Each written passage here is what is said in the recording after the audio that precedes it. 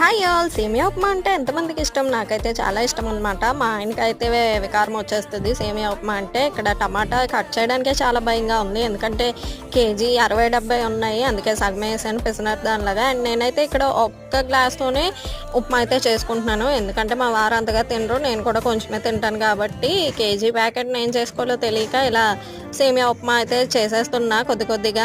నాకైతే సేమియా ఉప్మా చేసుకోవడం ఇంత ఈజీ అని తెలియక చాలా తంటా పడేదాన్ని సేమియా ఉప్మా చేయడం కోసం. అండ్ ఒకసారి ప్రాసెస్ తెలిసాక అంతా నాకే తెలుసు అన్నంత ఫీలింగ్ అయితే వచ్చేసింది. ఏం లేదు, ఆనియన్, టమాటో, ఇంకా పచ్చిమిర్చి, అలాగే కరివేపాకు, క్యారెట్ ఇవన్నీ ఫ్రై చేసేసాక మనం ఒక గ్లాసు ముందుగానే వేపుకొని సేమియాని, ఆ తర్వాత రోలింగ్ బాయిల్ అయ్యే వరకు 2 గ్లాసెస్ ఆఫ్ వాటర్ వేసుకొని లాస్ట్లో కొంచెం సేమియా యాడ్ చేసి అలా ఒక 10 మినిట్స్ ఉడికించామంటే అదే రెడీ అయిపోతుంది.